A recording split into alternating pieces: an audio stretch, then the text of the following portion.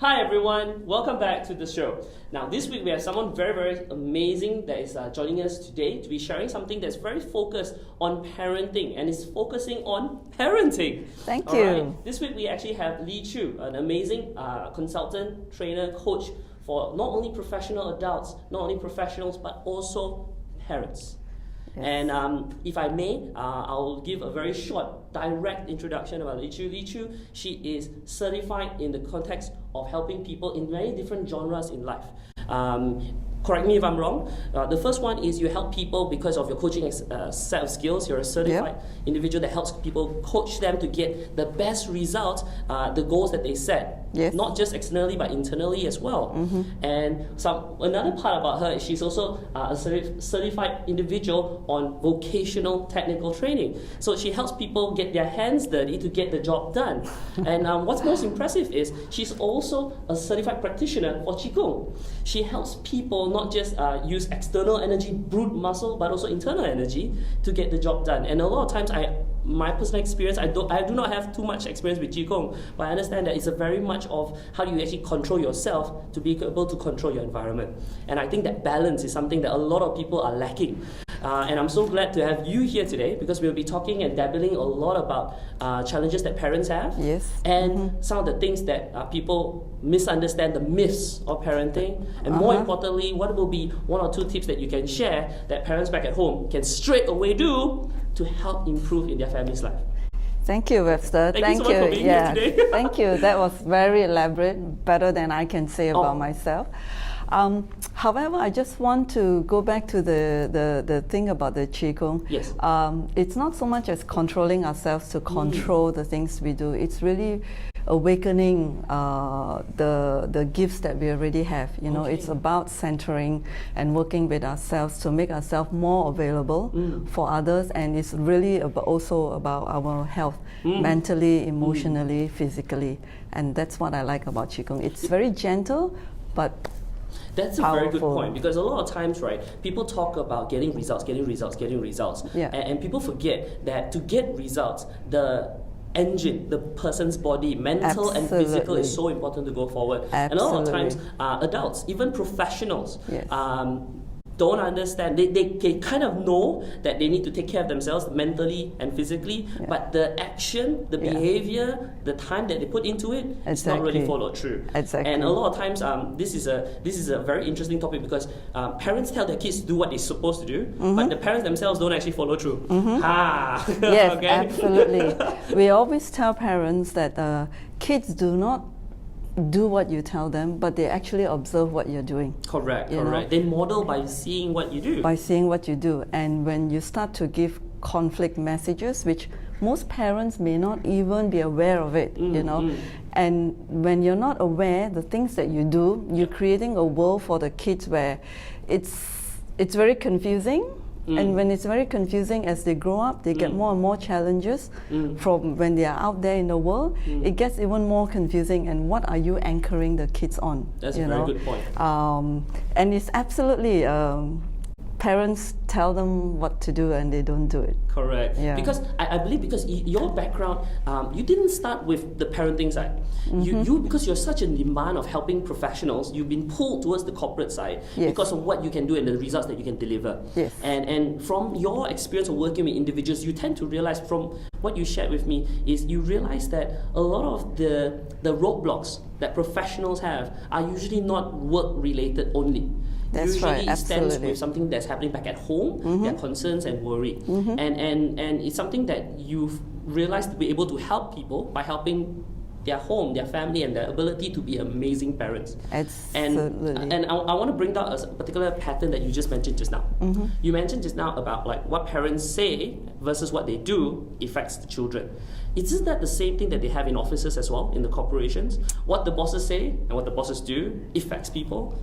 And if you were working with someone and your bosses say one thing and they do another thing, you would grade them not on what they say, but what they do. And that's the same thing for us as parents as well. Yes. So the question is, right, we do not want to be like those bosses anymore. We want to be the best parent, because if we can walk the talk, our children will definitely be able to live a more happy and successful life. Yes. What we want to do is I give you an example. Yes. what makes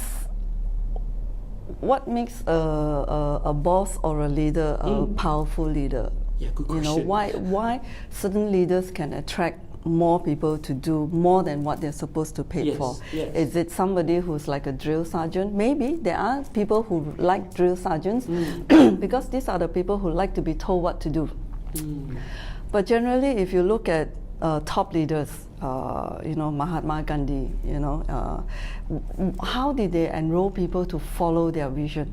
Is it they were told what to do, or is it that people are inspired, or people are touched by what this leader has to offer? You know, so it goes back to same with parents. We want to work for bosses who makes us feel appreciated.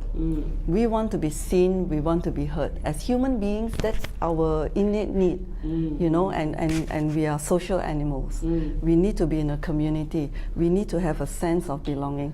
When a boss makes us feel that, you know, generally you will find that people will work extra hours for them, and people will do more than what they're supposed to do. A friend of mine was saying, you know, if the best way to see if what we are doing right with our people is what they do with their discretional time. Discretional time means after office hour. If you find that your staff are willing to stay back and do work for you, or even over the weekend, then you must be doing something right by them. And same with our kids. If the kids doesn't feel a sense of belonging, I mean, come on, we brought them into this world. We are their nucleus. If the kids don't feel safe and a sense of belonging at home, where else do you want them to find it? You know, if they don't feel seen, they don't feel understood, they are not heard, then where do you expect them to find it? You know, is it fair that we expect them to find it in school, in boot camps? You know, is it fair that they should find that sense of belonging or build a culture for them with friends outside? You know? So where is that nucleus, and where are the parents in terms of that anchoring? Do we actually take time to really, honestly get to know our kids? Do we really spend time, slow down ourselves mentally, emotionally, physically, to be there, present, for our kids to feel that they are special? We can tell the kids, you're so special to me. You know, I've seen this many times, and you know, it just makes me boil, you know. You go to restaurants, what do you see? And this is a true story. I was in this restaurant having my dinner, and there was this family also having their dinner. For 45 minutes, let me demonstrate this to you. One of the parents, okay, was on the phone for 45 minutes throughout the meal with the two kids. Wow. And this is what she does. and that's all she does. So meal is so special for family. It's a time for you to get to know each other. How was your day? What did you do? You know, ask about what the kids were doing. You know, what were their new experience? What did they learn? You know, what was new for them? What was fresh for them? You know, only then we can see the world through the kids' eyes. It's not always for the kids to see our world through our eyes. You know, only then that we will know where the kids are and how we need to be to support the kids being curious, to support the kids in their learning, to support the kids in their creativity. You know, what else can we bring out and uncover for our kids? But if we are not there, physically it seems like they're there. I don't think they're even there. Okay. You know, then when the kids stop talking to us, what do we do? Who do we blame? I don't know. It's quite interesting because you brought up something which is technology. Technology is made to help us, but sometimes with things that are helping us, there is a price to pay. What is that price to pay? The ability to connect, to get resources, to get entertainment. What is the price to pay to enjoy that kind of a thing? Back in the day, having a television set is a luxury, and having to watch 30 minutes of a show is where everyone spent time together doing that. But there's only 30 minutes in the 24-hour window. But in today's world, getting access to entertainment and all these resources is at the fingertips. To the point that what is the price that we pay. And we pay right now is the time that we have with our kids, the bonding, the ability to build a relationship. To the point that you have more intimate knowledge about the person in the screen, the celebrity, the person, Absolutely. rather than your own child. And Yeah. a lot of parents I spoke to, most of the time they admit the guilt that they have is they only know about their child having grades at school, how many hours they need to go for classes, Yep. and that's all. Yeah. They do not really know what's their favorite show. They do not know what's their favorite food. Who is their best friends? What are their biggest fears? What are Yeah. their biggest joys? Exactly. So that's the reason why I want you here today, because you're going to be sharing with us, right, a truth, a challenge that parents face. Because right now, I'm an expert in working with kids. I'm an expert at helping kids on helping them learn how to study better, so that when they do well in school, they have extra time to do other things as well. Spending time with family, spending time with their hobbies, grooming themselves. Right. But the problem is, I work with so many students. There are some students that they have extra time to be with their family, but the family is not there for them. So and it's not that the parents don't want to be there. It's sometimes they are lost. Because work is there, responsibility is there, everything comes together. And again, the worst thing is they are learning from model in their past experience. Because no one ever teaches the parent to be a parent. Absolutely. The only thing they have is like, that's what my mama did, that's what my papa did, and that should be the right thing to do. Yeah. And something we mentioned before we recorded is the fact that back in the day, when the economy was one parent was enough to earn money, and the other parent was enough to take care of the family. We had that dynamics, and people had this understanding where mom can take care of the family, dad take care of the money. Absolutely. But in today's world, one parent may not be enough to be able to take care of the finances. Hence, two parents go out. Yep. We But call then- it the dual income. Correct. But the problem is, right, even though responsibilities have grown, but the society and the community and the system have not changed. In a sense, it's like mothers especially, they are given so much responsibilities that it's unfair for them as a human being. And what I mean, but you mentioned that very clearly, and I want to bring this up. I think it's very important. Mothers are given the responsibility to be a mother, to be a wife, to be a spouse, to be a career person, to be the person in Absolutely. charge of office and home. And then when anything goes bad, the mother is the one to blame. Papa, listen Yeah. up. and you know what? I was very lucky to get to be exposed to this, because sometimes as a guy, I would admit I am not exposed to the fact that these are the issues that's happening. And I think I was very lucky because when I got because after I finished university and I did what I did, I challenged myself to study again, and I went to Harvard. And in Harvard, I focused on family, the dynamics of family. It's not the amount of time that you spend with your kids. It's the quality of it you spend. Absolutely. And many of the times it states that mothers have the worst, because she has the society have different expectations of her, and her ability to deliver as a human being is very, very difficult. And it shows that when parents, it's not a gender issue, it's not a individual, parents, the parent plays the parenting role. Doesn't matter father or mother. Absolutely. The best is both. Yep. Plays the parenting role, the child has a higher level of success. And success doesn't only mean about getting good results in school. It's actually the follow through of them getting a high self-esteem for themselves, being able to see themselves as a bigger, better, valuable person. And not only do they help themselves become a better quality person to be able to get a job, take care of the family, but also better person in the community as well. And this is research that is done like over 50 to 60 years at Harvard. And the problem is, even though research like this has been shown, but people are deaf to it. They don't realize it because it's not a sexy topic. It's not a hot topic. Parents tend to hear, it's like, oh, my child is suffering. Where do I send them to fix them? Absolutely. Your children are not cars. Yeah. It's not like you send them into a workshop and they get overhauled, they get fixed, and everything's all right. Right. I actually had a parent came up to me and say exactly that. He's like, nah, here's my child, fix that. Yeah. And I was very blunt to the parent, and this parent was someone of influence. He has a title. He has a title of Tan Sri. So in Malaysia, someone that has a Tan Sri is like someone very big deal. The people who travel with like security, so on and so forth. And when they asked us to help them, my reply was, if you send your car into the workshop and the car get totally fixed, it's like brand new. And you take the car and you drive it out. A week later, you come back with the same problem. It's not the car's fault. It's the driver. How you drive it. Correct. Because how you drive caused that to happen. So if you want your child to improve, you need to also improve.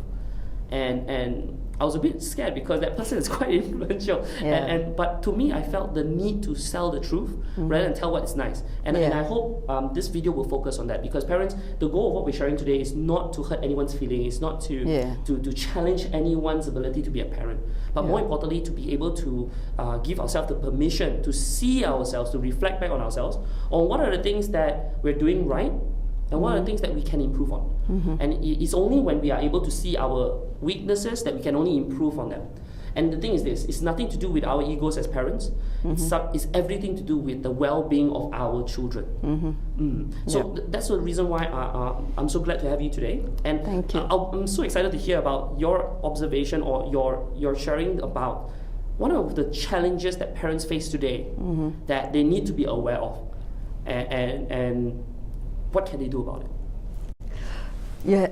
Thanks, Webster. You said you've nailed a lot of things in there about challenges that parents face.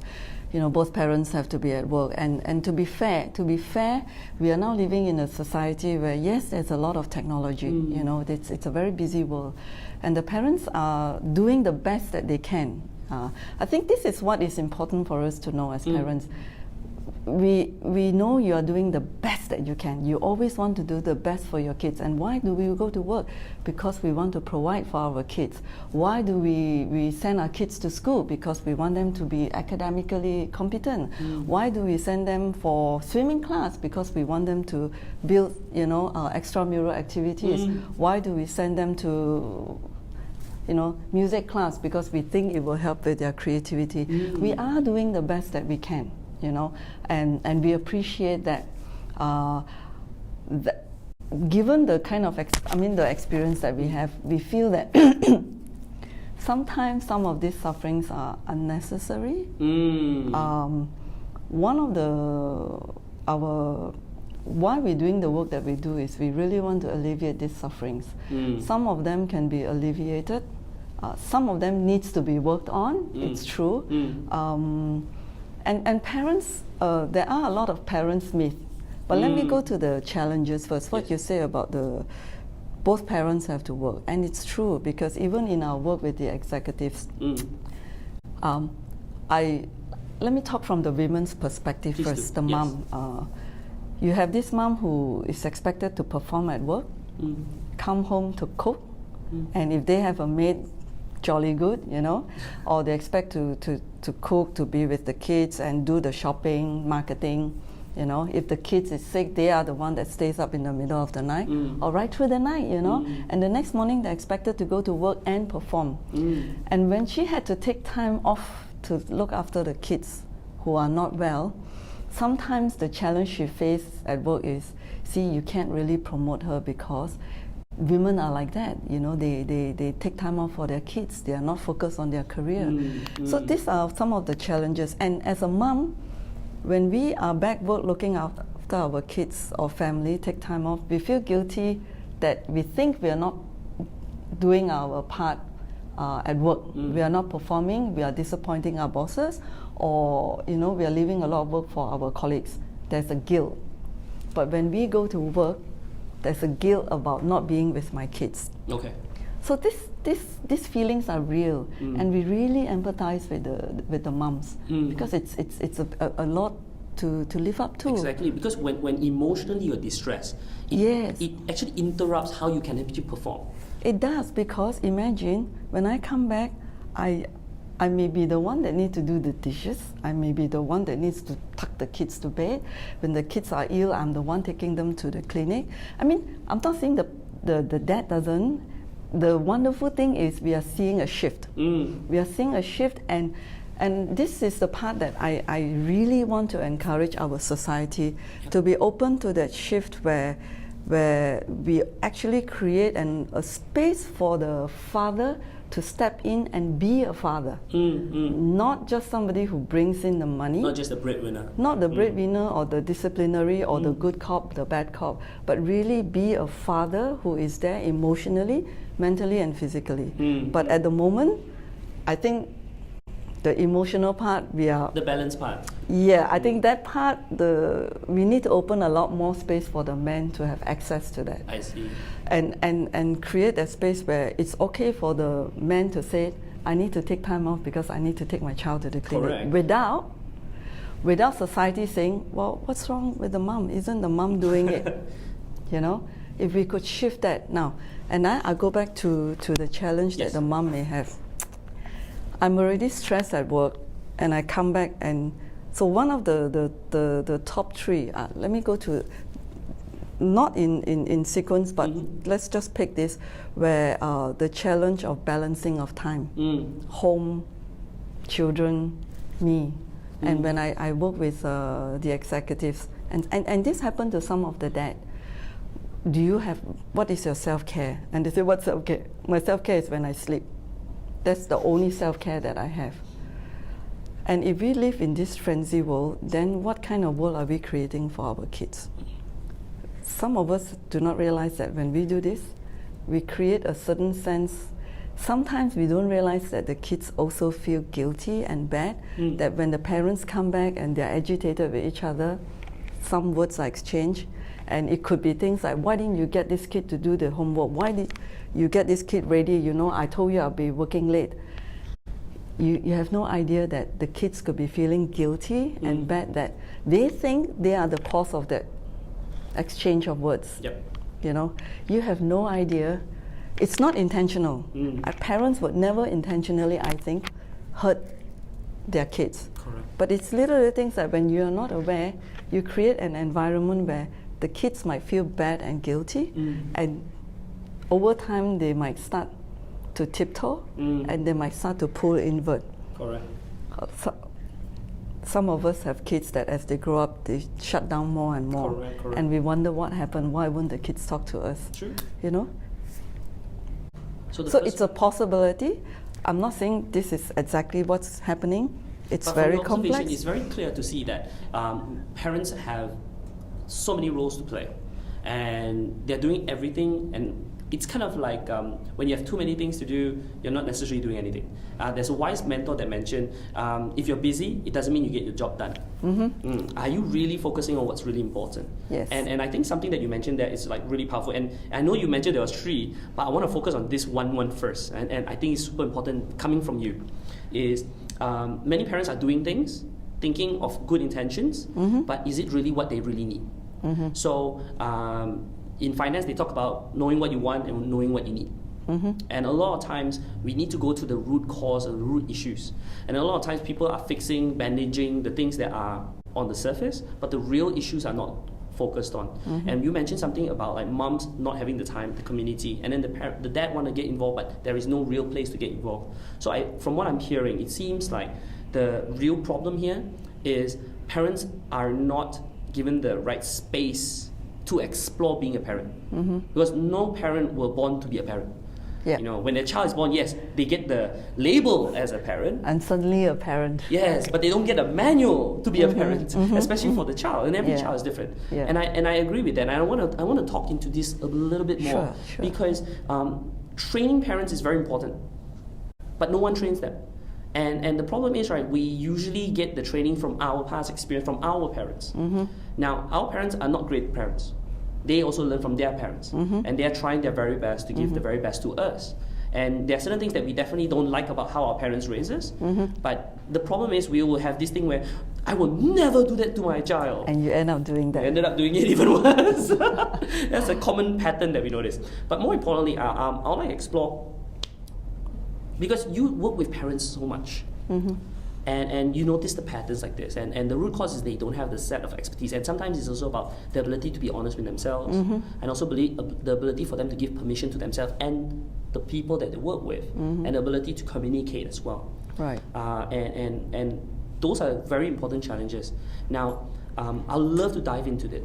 Like, let's break it out into three things. Like just now, first one is mummies not having the opportunity to have the ability to be herself, to be able to maintain herself.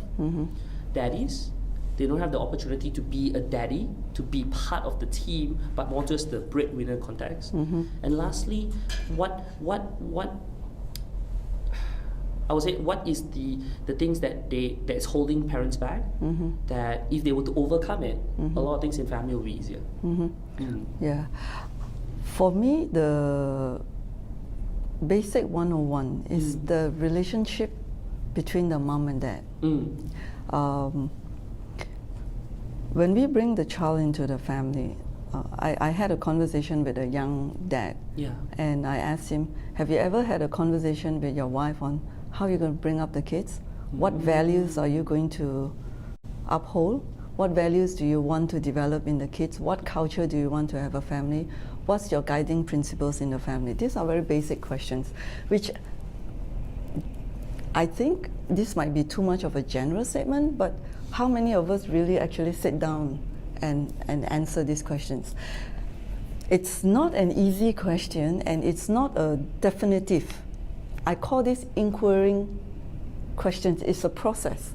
You know, we think it's just like a company. This is what we want to start out with. Why do we want to? What's the purpose of doing this?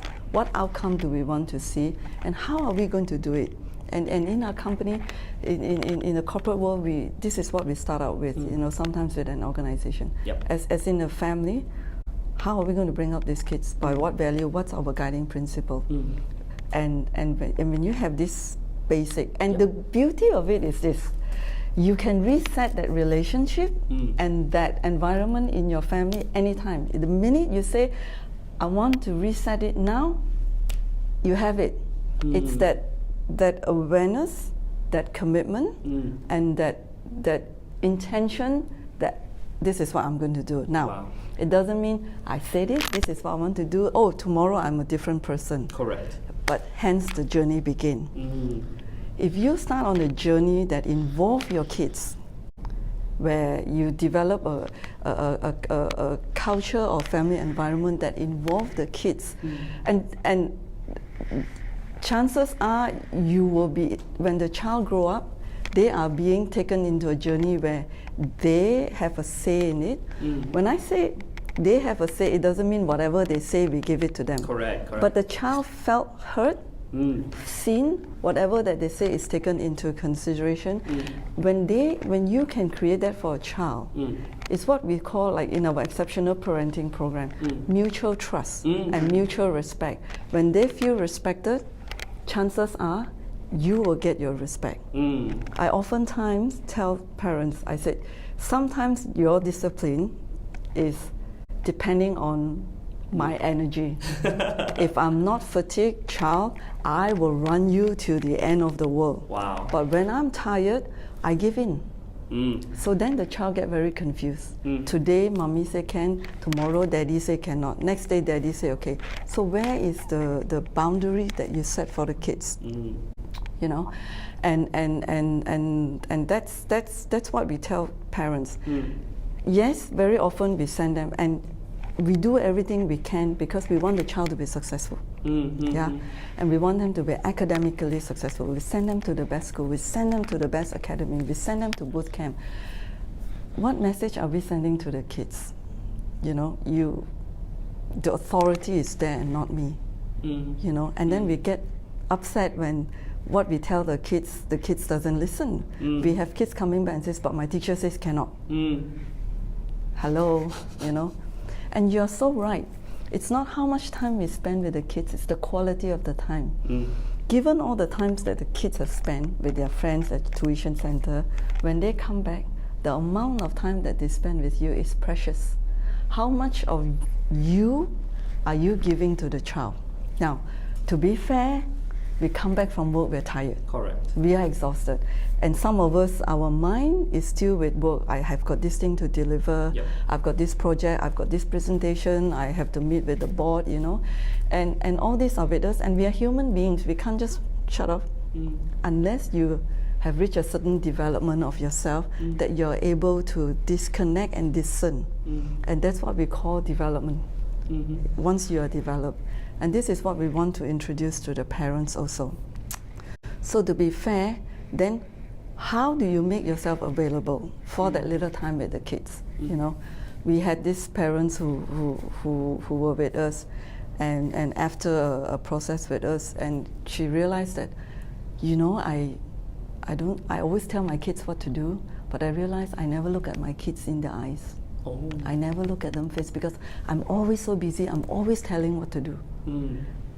But I don't have time or patience to make it really a two-way. Okay. So as far as the case is concerned, I'm always told what to do. You know, we even have these kids who told their parents once and says, I really don't understand what you need from me. And this is a 7-year-old child. Wow. I did everything to please you, but you're never happy with what I do. I'm confused. What do you want from me? You know? That's a very powerful statement. It's a very powerful statement. You know? And parents, like you mentioned, they come with positive intentions. It's the action. Absolutely. So sometimes, especially if you're doing something without proper planning, like without proper reasoning, because you're not anchored to a principle or value.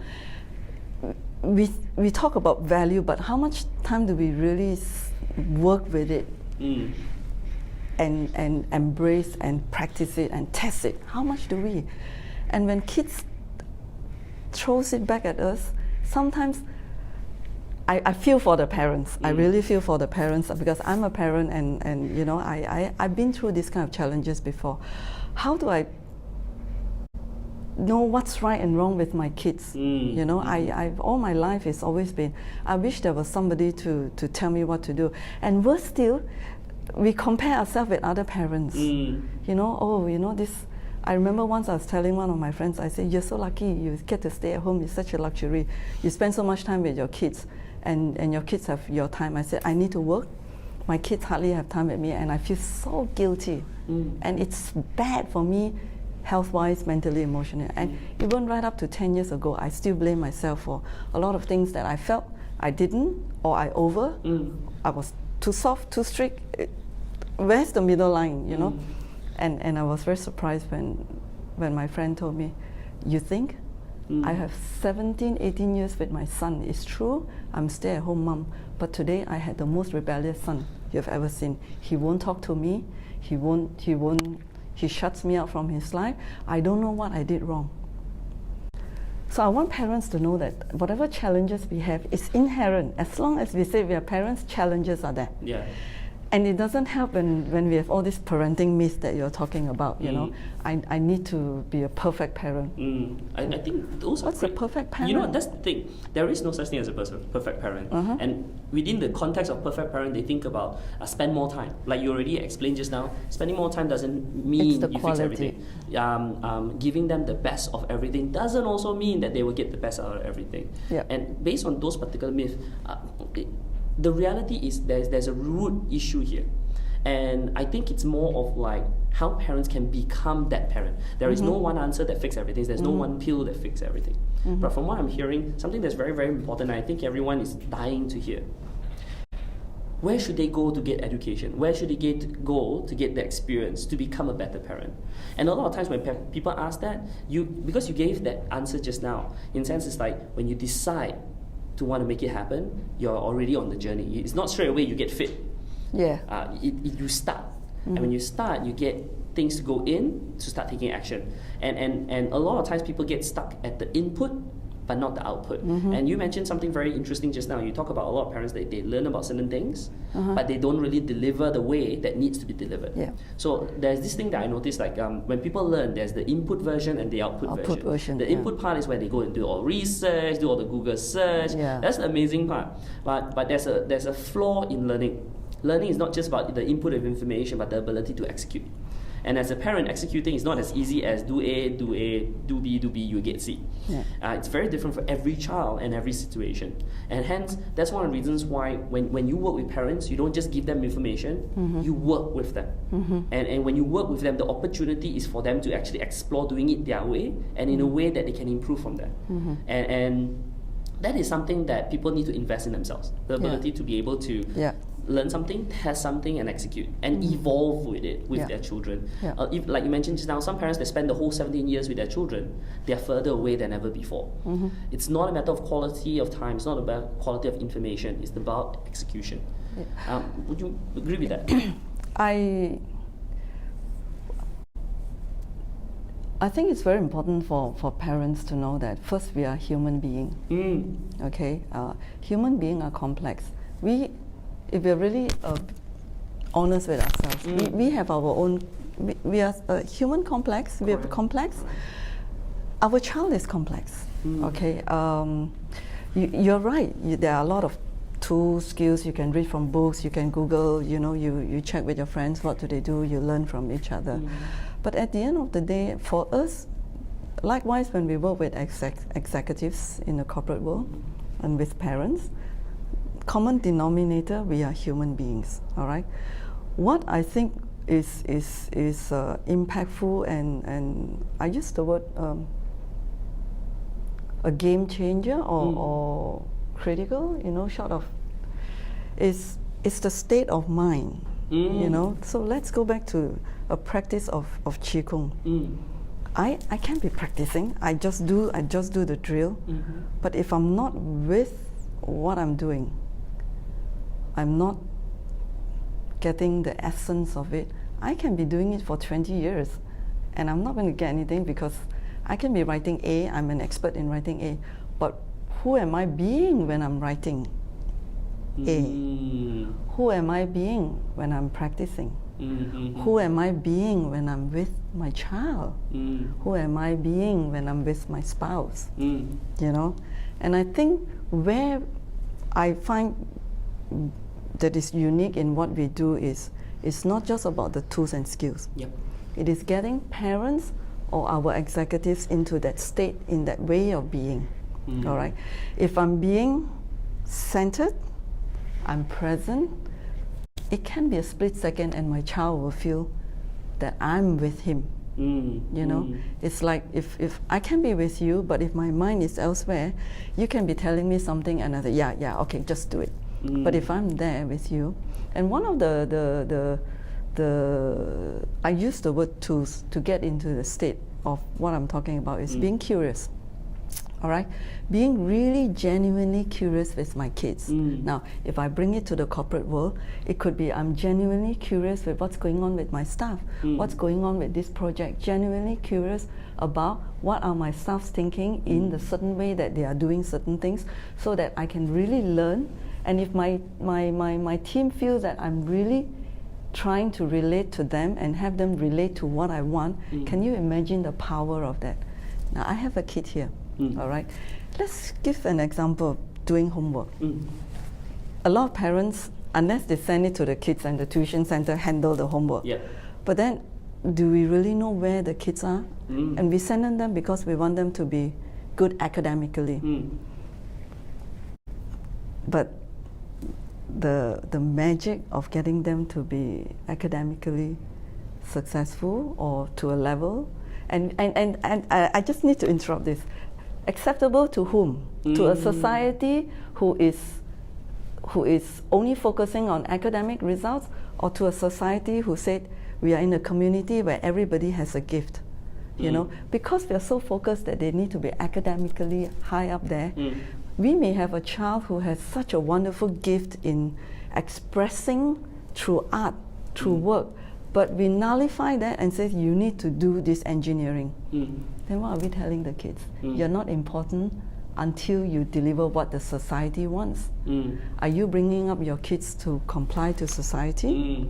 Or are you bringing up this whole human being who has a gift to this world that you can nurture, and this kid can grow up feeling good about? I don't care if I don't go to Cambridge, but I care the fact that I can work with other people to express their gifts to what I can do. You're right. Like I have a friend who developed kids through art.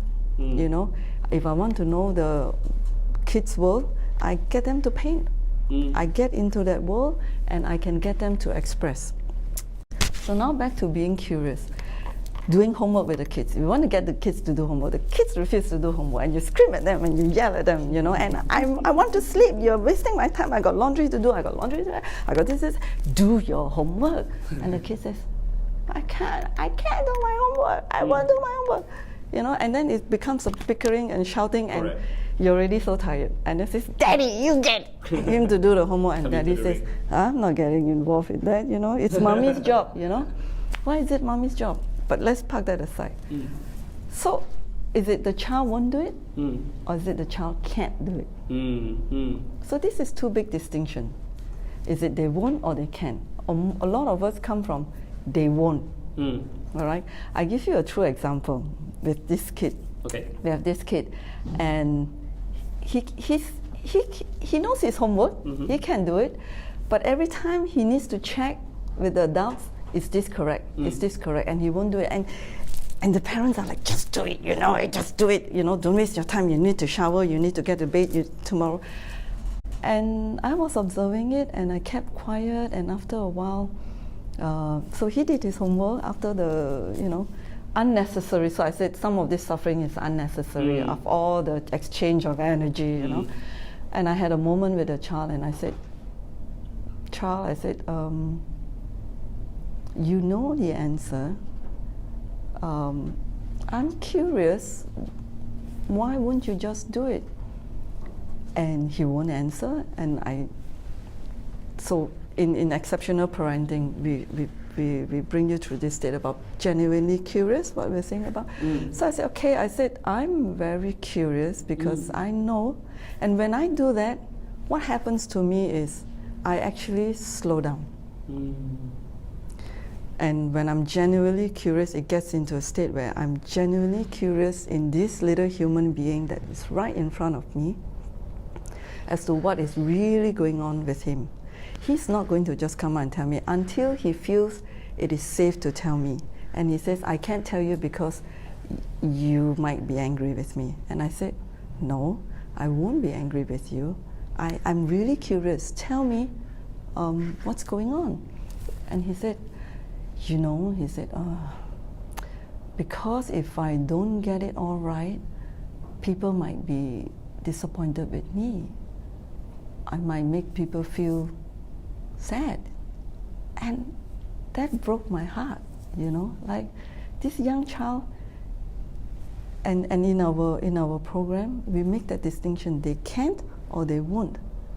So it's because he won't because he can't. He can't bring himself to the state where it's okay to get some of my answers wrong. And after that, and I said, okay, I said, so we had this conversation, and it was really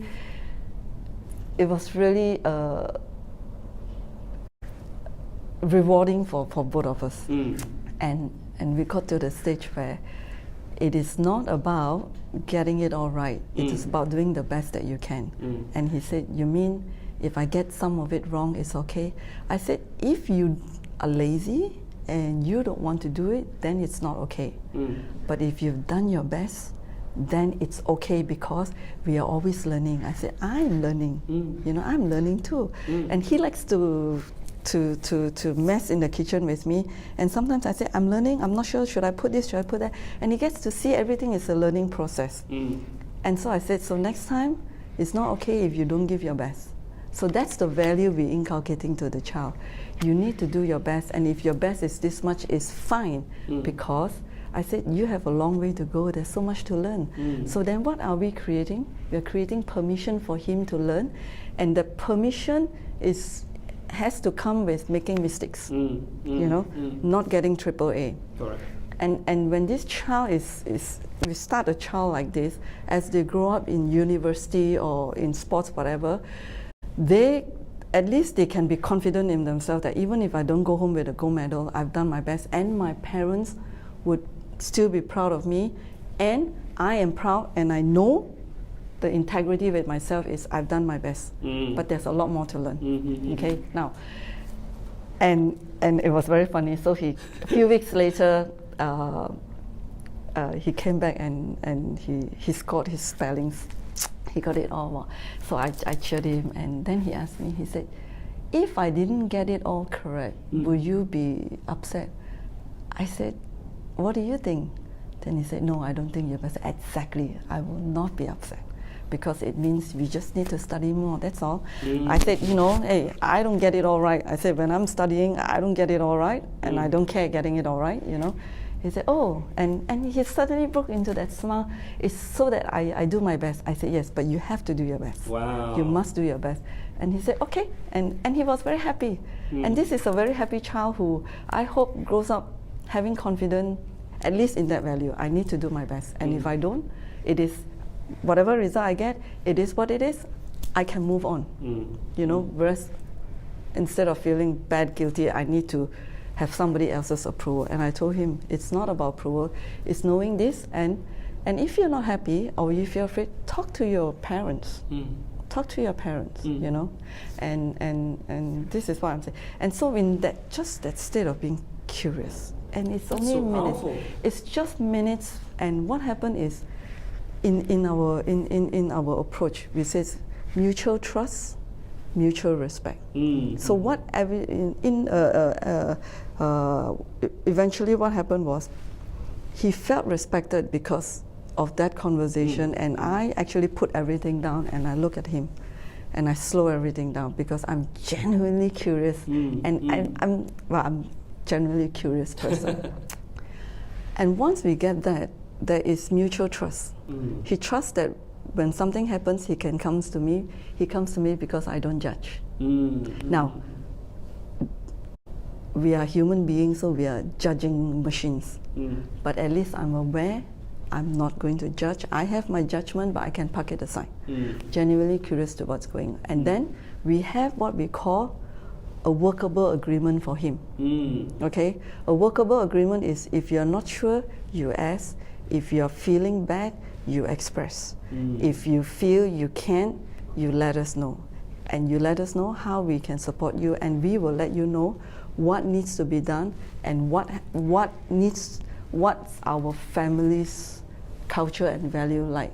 And therefore, from mutual trust, you get mutual respect through workable agreements. And inevitably, and this is my vision for starting this parenting program, we can't say, you know, we can blame our Ministry of Education for the education that goes whack or whatever it is, all right? So education is education. It's definitely very important. That area, we definitely need to get it right. But where parents can really come to play a very powerful position is when we are able to be available to our kids like this. This child of mine is going to grow up feeling sure of themselves, happy, confident, healthy. When I said healthy, mentally, emotionally, physically, and I like to expand to spiritually as he grows up. Imagine if the parents all band together and we create this generation of youth. What kind of leaders can we expect to develop for the country? Correct. You know, they are healthy. When they are healthy, they are happy. You know, they can be giving. We want leaders, young leaders who are happy, confident, giving. We want a society that is like that. And it starts with us parents. Correct. You know, are we willing to give ourselves that permission, that time to do this work? Now, Webster, yes, parents are doing the best, and we really empathize. I've been through that, and that's why for me, this is so meaningful. I want to tell parents, you are not alone. Your challenges, you're not the only one with the challenges. And this myth about being the perfect parent doesn't exist. Your child is not asking for a perfect parent because they don't know what's a perfect parent. Correct. To them, the best parent is somebody who sees me, nurtures me, who loves me. Now, when we say loves me for who I am and unconditionally, doesn't mean we don't challenge our kids. Correct. How do we, when we coach our kids in their homework, in their life, in their questions about society, about philosophy, as a coach, how do we challenge them in a manner that is lovingly, respectfully, and nurturing? Can parents do that? Yes, we can.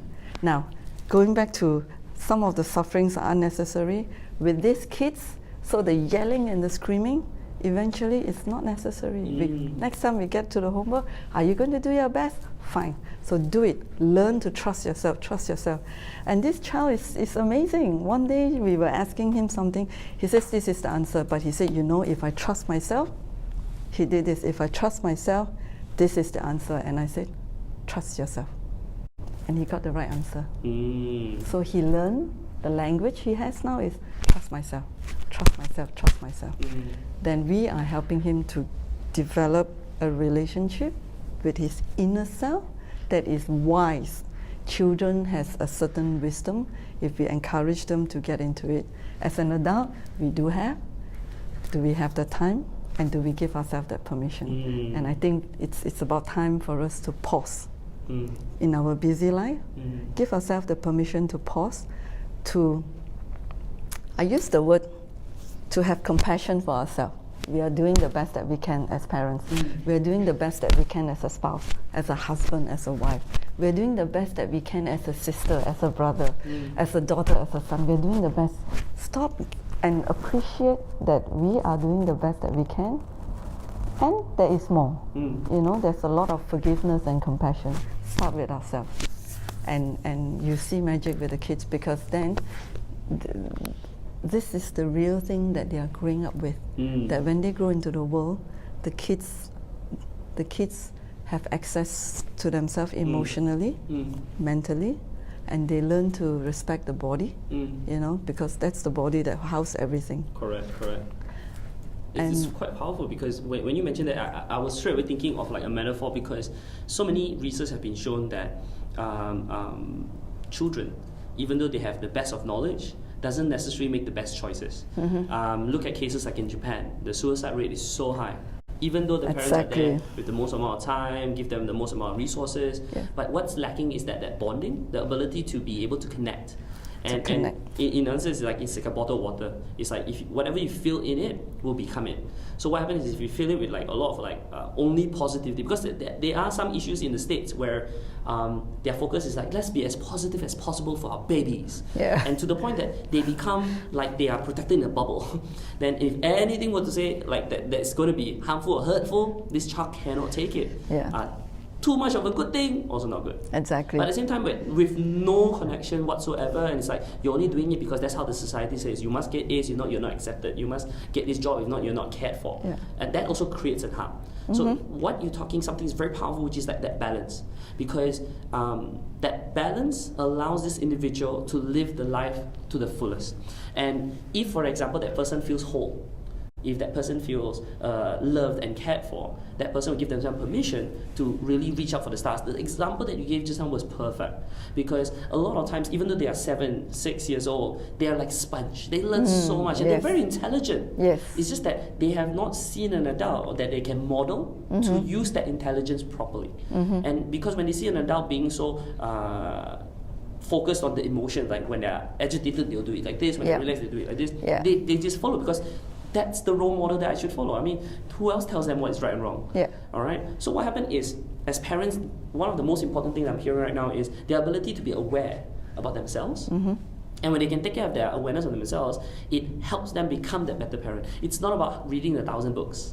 It's not about spending 1,000 hours in seminars or workshops. It's about how they be present for their child. That state of being, and that's what we do in the parenting, our exceptional parenting. It's not just the tools, it's getting you into that state, Once you get into that state, it's like now. Like calm, the ability to think. Something very powerful. Yes, then you are centered. When you're centered, you have that big space for things to come in, to focus. Because I'm telling you now, by my state, you're the most important thing in front of me, right here, right now, right this minute. You are my world. Can you imagine how powerful that is for the child? So powerful. Don't even talk about kids, as adults. As adults. It's very, very powerful. It's very powerful. A lot of people hunger for that. We need to create a space for the child to have a sense of belonging. We need, as we work with the kids, and this means about being, like I said earlier, the perfect parent, forget it. When you can run through certain problem solving with the kids, and the kids see how you handle some of the problems, emotionally, mentally, you work through the problems with the kids. It can be challenging when the parents do not have that access. And we work with parents to have that access, because you do. You might have forgotten you have it. You do. It does take courage. Then we are developing kids that are resilient in times of trouble. Correct. And the most important thing is they reach a stage where they can ask themselves, what would my mom or my dad say in a situation like this? I think they will say this, therefore, I feel confident. I would do this because I know that's what we do as a family. Then I have my nucleus. As a family, this is what we do. That's so powerful. Because what you just mentioned, the step-by-steps on how you work with the child to allow them to think, to allow them to process, and also to evaluate. That's the word, allow them to process, and you process it with them. Correct, because it's not about telling them what to do, it's allowing them to actually think. Because I am a big believer of we will not be here forever. We will die one day. Exactly. And when we are no longer here, can we go knowing that our children can take care of themselves by thinking about how to take care of themselves? And if we don't start training them to think, when would they start thinking? Yeah. So in a way, what you've done just now, you demonstrated a very step-by-step of how very effective coaches are able to actually allow the child to grow. Yes. And one of the things that I noticed very interesting is that when we try to teach parents or give exposure to parents about how to coach their child, there are a few obstacles that comes out. Some of my coaches, they're very straightforward. They say those are excuses.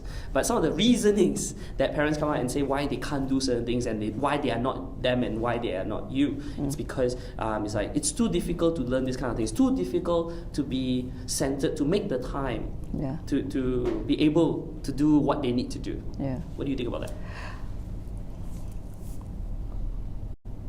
As a coach, we always believe we meet our clients, our coachee, where they are. And some of these are real. Like I said earlier, I have a lot of empathy for their challenges.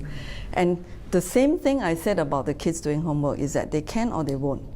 So it's the same distinction for parents. Is it you can or you won't? Okay?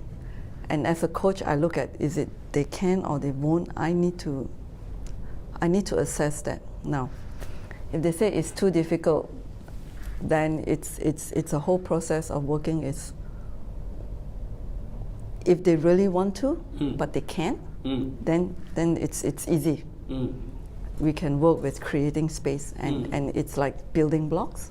Like sometimes parents says, even simple thing like breathing, when you are stressed, you go, it's a chest breathing. And if you learn how to calm yourself down and you do abdominal breathing, just 30 seconds and you can be,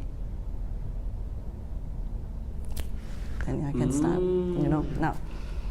But there are parents who also can't because they don't know, and that's where we work with them. I hear you. We give them little things to practice, but at the end of the day, it's getting them to a place where what is really, really important for you, what are you willing to give up so that you can have more. Another word other than give up is what you're willing to replace. What are you willing to replace? Would you think environment plays a big part of it? Because a lot of people, when it comes to helping their kids, they'll send them somewhere to give them the environment. But for the parents, their environment, because they don't see themselves as valuable enough, but now we know clearly, we as parents are the most valuable, distinction that helps the child grow. Yeah. So the environment for the parent, do you think it's important for them to be in a right environment where they can actually explore this in a safe place? Yes, I mean, if you talk about an environment for them to work with themselves, yes, like in our exceptional parenting, it's an environment we create where it's safe for the parents to come out. I call it come out and play. Okay. Okay, and then what we do is we give you some tools, you go back, you try and see how it fits. And what is exciting about this is a tool is a tool is a tool. What we are very excited about is what do you do with those tools in your family? Because your family is unique. And we are always very curious, genuinely curious, how you use those tools in that environment. Because there are so many different unique environments, and we always want parents to come back and share with us what did they do with the tools, what results did they create, what learning did they have, and how can they share this so that other parents can learn. Okay. And so then that gives life to the tools, and in terms of home environment, a very simple thing it could be, very often we take our kids to the mall, you know, and then the kids cannot sit still, you know, take them to the mall, and then you stimulate them some more, and then you give them the iPad, and then you stimulate. So with all this stimulation, is it a surprise that supposedly we now have a generation of attention deficiency kids? Is it a surprise? Were they born because of the diet, or did we create it? Was that the energy? You know, I had this family who had a great shift. And this is the good news about the virus at this moment. So parents don't go to the mall. So what do? Some parents give the kids iPad and TV. I had these wonderful parents, this family, they started playing badminton with the kids. Oh, wow. Yeah, they started playing, and they use that as a way to coach the kids. You know, do your best, you missed this. So, okay, notice that you like this way, you know, so practice until you're good, then we do the backhand. You know, how do you encourage? So that is another way to build. And you build that kid's emotion through physical activities, and you are with the kids, and they are focusing on hitting the shot. And how do I teach my kids to be focused? Play badminton, focus on the shot, focus on the shot, focus on the shot. So they, inevitably, we are not telling them to focus, we have an experiential process of focusing now. So when we start to do homework with them, and the kids are all over the place, we say, you know, when you were doing that with the badminton, what were you doing? Yeah, you asked me to keep, same thing, do this. Solve this equation one at a time. One at a time. Remember the badminton shot? One shot at a time, one shot at a time, one shot at a time. And so this is where, as parents, when you coach your kids in their academic, you want them to do academically well, you learn and acquire these skills to be, how to be that kind of effective coach. I see. And yes, you're right, they are a mother, they are a coach, they are a friend, but ultimately they are a parent. I have one parent who told me, I'm very clear with my kids, you know, I'm not their friend. I told them, I'm your mom, and I am your mom, I do have that authority, I will be your friend later. But now I'm your mom, I tell you to do this, clean up after you, you do. The kids must have that kind of sense that mom and dad has that authority, but within that parameters I can play. And then this family started, you know, doing activities at home, you know, buying those board games and stuff, pools, like swimming pools, and the kids there, and they even have other kids to come. And what do you teach them? You teach them how to be sociable. You know, you watch how the kids play with each other. You don't do that. As a kid, you must share. And they learn how to be. And it's not something that you send them to school. You see it. You are at the place right there and then to put in either some kind of learning, some kind of thoughts, and you can guide the kids, you know, how to be in a society, how to play with each other, how to share, you know. And after you play the games, and after you've done with badminton or the pool, you, instead of wasting the water, we say have the kids use the water to water the plants. So then how do I don't tell them sustainability, I guide them into sustainability. Nice. You know, I had this kid one day coming, and I was washing vegetables. He looked at me, you're wasting water. If you're doing that, turn off the tap. I said, you know. So I'm learning from them, and I allow myself to learn from them. The question I think right now is how can a parent get to this state? Because a lot of people know little bits of parts here and there, but to be able to master it, to even go close towards mastering, to practice and to immerse themselves in this, I think they need an environment. I believe, because if I'm not in the right environment, sometimes I don't even follow through. Yeah. Right? True. So I know that, you know, if I want to work out, I have to be in a gym. Because if I'm back at home, I'll be like, do I want to lie on the couch or do my sit-ups? Yeah. Or do I do 2? 2 is enough, but when I'm in the gym, I do 20. Gym, you push yourself, and by the end of the day, right, you thank yourself for putting yourself in the environment to get it done. So the reason why I brought that up is also because you actually provide the environment. You actually give a 2.5-hour session. Is that right? Yeah. So what happened is that we actually have exceptional parenting weekend, we call it, and it's actually a 2.5-day weekend. You know, and so in that 2.5-day weekend, there are a lot of tools and ways of being that we will actually share with the parents and have the parents experience. And what is powerful about that is that then we have a community of parents that can work together. Okay. And we also believe it's not just about going into a 2.5-day, all right? It is also about practicing it and coming back to get more learnings and deepening our learnings, because we will have a lot of challenges as we practice those tools. And whatever that they go through is the same as imagine your kids are going through as they're growing up. You know, it is a process and it is a journey. Yeah. So for parents, we do have a 3-hour, and it's a very powerful 3-hour free sessions. They can also come in to work with us. In fact, on the 21st of March, we're actually having this 3.5-hour free session. Okay. Parents can come and experience, and they can get to know other parents. And there I want them to bunk the myth about the perfect parent and really to see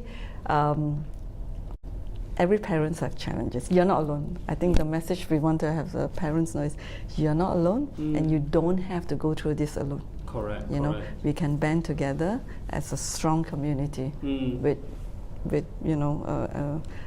a shared vision of what we want for the kind of dream ideal family that we want. You know, so that session is actually happening on the 21st of March. Perfect. And we are very excited to have parents join us and experience it, because we don't want to talk about it. We want it to be really experiential for them. Awesome. So what happens is that we'll be posting links towards the event in the link section below. And if you want to get more details, to get in contact with you, with the team, to see how they can explore more on how the parents can actually get involved even more.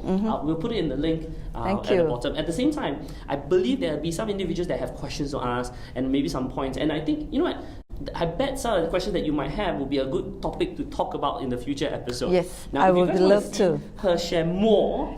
Remember to put more comments questions. down there. Yeah, put as much questions as detailed as possible, and we'll share it with LiiChu, and we can actually use that to tempt her to come and do another recording with us again. I would love to, because her time is very valuable, but the fact that I believe she loves sharing, just give her the right question so she'll focus on that. Yes. Now guys, if you have not already subscribed to the channel, please subscribe. If you like what you see, remember to share it with other parents, because if it helped you, definitely can help other parents as well. Now, more importantly, before we say goodbye, if there's one last thing they can share to the parents, a tip, anything, one last thing, what would you say to them?